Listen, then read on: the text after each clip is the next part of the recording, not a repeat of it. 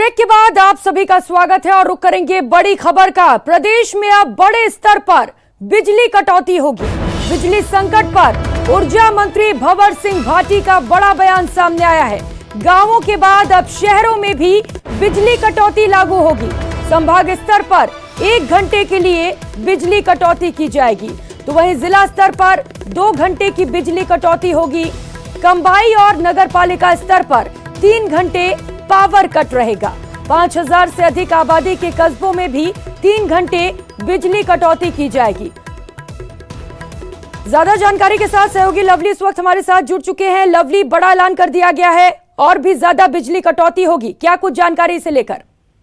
देखिए, सरकार के पास अब कोई चारा नहीं बचा था क्योंकि कोयला मिल नहीं रहा है और 12 रुपए यूनिट की हम हाई डिमांड बिजली की खरीद के लिए बाजार में निकले, लेकिन किसी भी निजी कंपनी और कोई भी राज्य राजस्थान को बिजली देने के लिए तैयार नहीं है। ऐसे में सरकार के पास एक ही रास्ता था जिससे लोगों को कुछ हद तक राहत दी जा सके, पावर कट ना हो, लोगों को अपने तय समय पर जो उनका कामकाजी समय होता है उस समय डिस्टर्बेंस ना हो।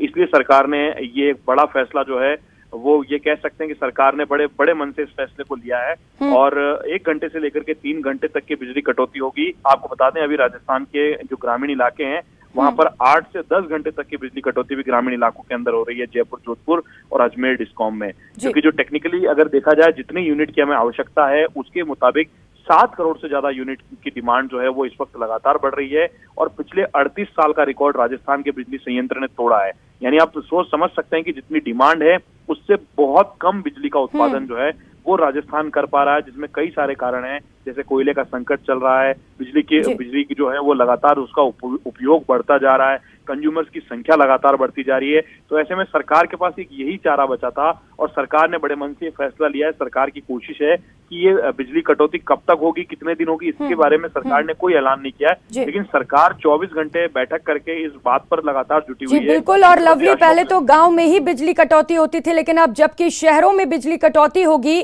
तो देखने वाली बात ये होगी कि वहां क्या कुछ परेशानियां होती हैं। बहुत शुक्रिया आपका लवली तमाम जानकारियों के लिए।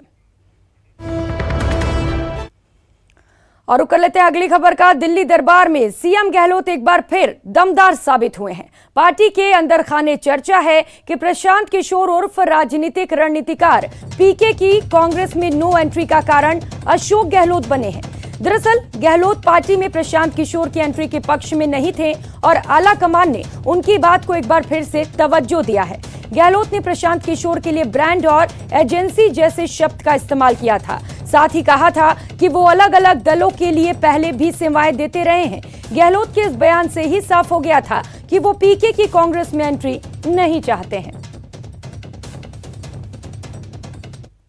तो गहलोत ने बहुत सटीक बातें कही। वो ये थी कि वो तो प्रोफेशनल एजेंसी है, जो हायर करेगा उसको वो सेवा दे सकते हैं और यही दिख रहा है। क्योंकि तेलंगाना के अंदर अगर आप देखो, तेलंगाना से कि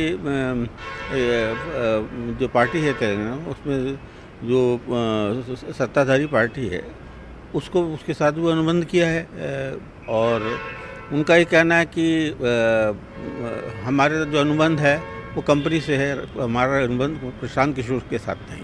लेकिन कांग्रेस को ये देखना पड़ेगा कि एक पेशेवर एजेंसी का व्यक्ति खुद कांग्रेस में के अंदर अपनी पैड बनाए तो वो पार्टी के लिए कितना उपयोगी साबित हो सकता है। और खबरों में आगे बढ़ेंगे। इन्वेस्ट राजस्थान समिट की नई तारीखों का ऐलान हो गया है। अब जयपुर में 7 से 8 अक्टूबर को इन्वेस्ट समिट आयोजित होगी। इसका ऐलान आज उद्योग मंत्री शकुंतला रावत ने किया। आपको बता दें कि पहले ये समिट जनवरी में होने वाली थी, लेकिन कोरोना के बढ़ते मामलों के कारण इसे स्थगित करना पड़ा है। राजस्थान के मुख्यमंत्री महोदय की जो सोच है, जो विजन है, जो विचारधारा है कि जल्दी से जल्दी सारे काम होने चाहिए, धरातल पे उतरें और रिसर्जेंट राजस्थान जैसा नहीं हो, तो हमारा जो अभी समिट राजस्थान होने जा रहा है अब अक्टूबर में करेंगे हम। इसका सबसे महत्वपूर्ण बात यह है कि ये जो इन्वेस्टर समिट होने वाली है इसमें कमिटमेंट और डिलीवरी, ये 2 चीज़ का हम वादा करते हैं कि हम कमिटमेंट करते हैं, आपको जो हमने सुविधाएं आपको बताई हैं वो देंगे आपको और टाइम पे डिलीवर करेंगे।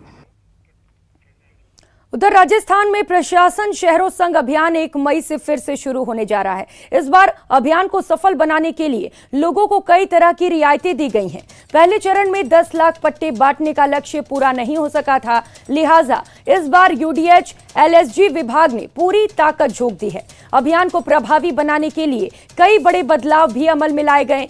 बीते दिनों यूडीएच मंत्री शांति धारीवाल ने मेगा मीटिंग कर इन बदलावों को लागू करने के निर्देश दिए। खास बात यह है कि अब किसी पट्टे या नक्शा पास करने के मौका देखने के नियम को हटा दिया गया है। इसके साथ ही अब तक किसी न किसी रूप से अड़चन माने जा रहे कई नए रास्ते निकालकर निकायों के हाथ खोल दिए गए हैं।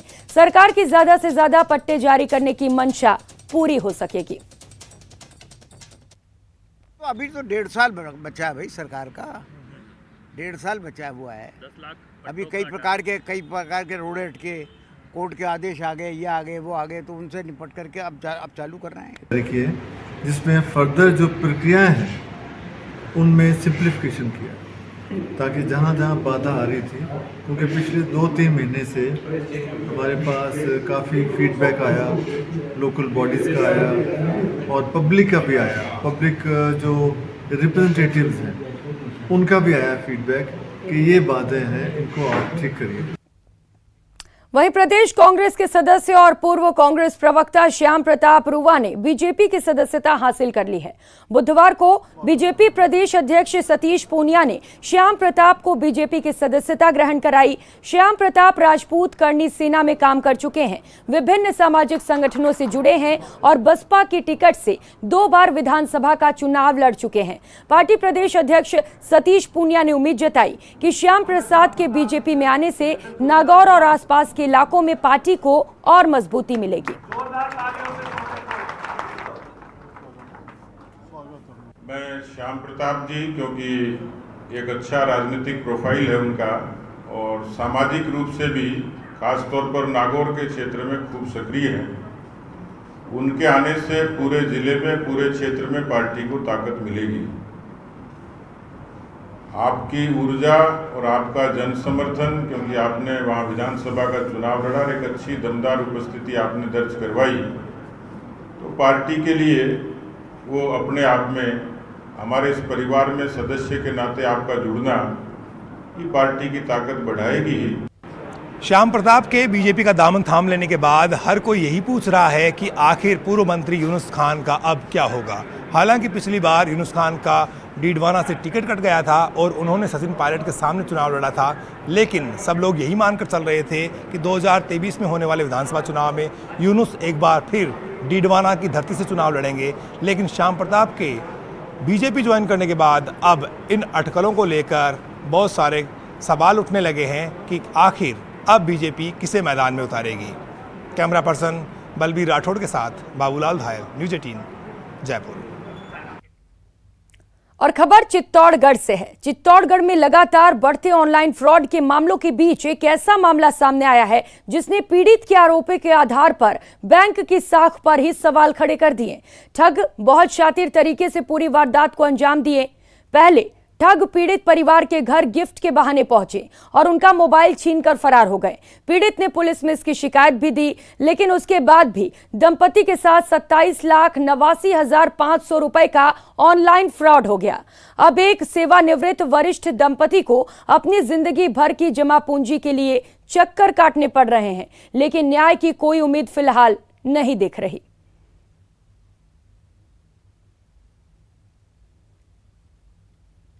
जब तक वो गिफ्ट को खोल रहे थे और खोल के धीरे धीरे हमारे को बातों में उलझाया और फिर उस गिफ्ट के ऊपर एक पेपर लगा हुआ था, उस पर ICICI के मेरे खाता नंबर, मेरा एड्रेस, मेरा नाम, पता और सब लिखे हुए थे, फ़ोन नंबर सब लिखे हुए थे। उस कागज़ को फाड़ के वो धीरे से ले गए। ये भगत बैंक वालों की है, मैं पूरी बैंक वालों की। जब मैंने उनको कहा कि मेरे इसको फ्रीज कर दो तो उन्होंने क्यों नहीं किया। और एक मेरी FD कैसे टूट गई सर, और उन्होंने तसल्ली क्यों दी हमें कि आपकी कहीं नहीं जाएगी हमारी जिम्मेदारी।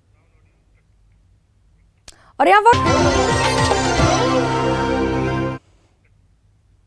ब्रेक के बाद आप सभी का स्वागत है। खबरों में आगे बढ़ेंगे। पश्चिमी राजस्थान के बाड़मेर में तापमान 44 से 45 डिग्री के पार पहुंच गया है। बावजूद इसके बाड़मेर शहर के सीताराम आश्रम के एक बाबा गर्मी में भी अग्नि तपस्या करते नजर आ रहे हैं। तेज गर्मी और तपती दोपहरी में धूनी रमाकर हठ योग और तपस्या करने वाले बाबा सियाराम को देखने के लिए दूर दूर से लोग आ रहे हैं। बाबा सियाराम का कहना है कि मानव कल्याण की इस तपस्या का लक्ष्य है चारों तरफ अग्नि का कुंड बनाकर हठ योग करने वाले सियाराम दास महाराज मूलतः उड़ीसा के निवासी हैं।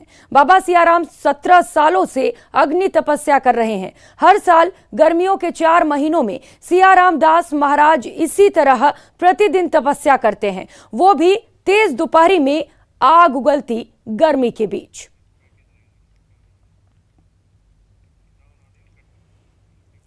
और अब बात उस ग्रीन मैन की जिन्होंने पर्यावरण संरक्षण का संदेश देने के लिए दुनिया में सबसे लंबी साइकिल यात्रा का कीर्तिमान बना लिया है और जिनका घर पहुंचने पर शानदार स्वागत हुआ है।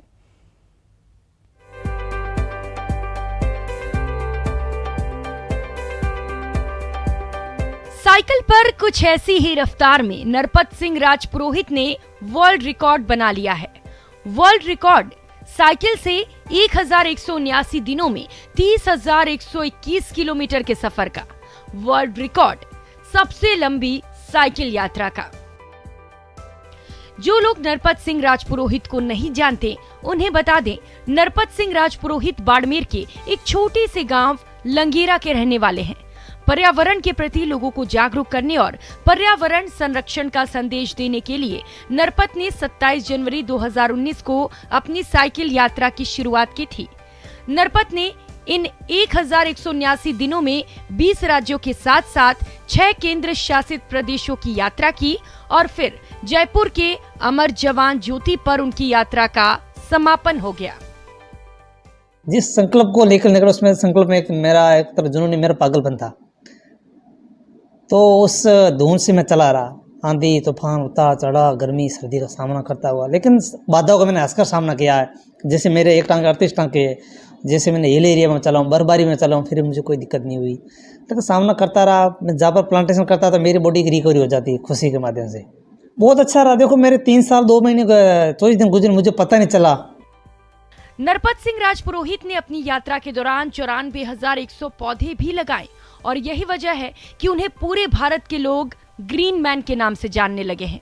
यात्रा पूरी करने के बाद जब नरपत सिंह घर वापस पहुंचे तो उनका शानदार तरीके से स्वागत किया गया। पर्यावरण संरक्षण अपनी भूमिका कैसे निभा सकती है? एक छोटी छोटी कड़ी के माध्यम से एक बड़ी जंजीर बना रहा हूँ। जंजीर डायरेक्ट नहीं बनती, जंजीर में छोटी छोटी कड़ी बनती है तब जंजीर बनती है। जंजीर बनती है तो बड़ी मजबूत बनती है। तो मेरा एक सपना है हरित भारत, हर्षित भारत, मेरा भारत हरा भरा हो, खुशहाल हो। और मेरी पूरी यात्रा में स्लोगन रखा, जिस व्यक्ति ने अपने जीवन में कम से कम 2 पेड़ नहीं लगाई है उस मृत व्यक्ति की अर्थी को लकड़ी से जलने कोई हक नहीं है। 37 साल के नरपत सिंह राजपुरोहित ने जो सफर पूरा किया है वो दूसरों के लिए एक मिसाल की तरह है। साथ ही पर्यावरण संरक्षण के लिए दिया गया उनका संदेश हर किसी के लिए जरूरी है ताकि लोग पर्यावरण संरक्षण के प्रति खुद की जिम्मेदारी समझ सके। बाड़मेर से न्यूज़ 18 राजस्थान के लिए प्रेम दान की रिपोर्ट। इस बुलेटिन में फिलहाल इतना ही। मुझे दीजिए इजाजत। नमस्कार।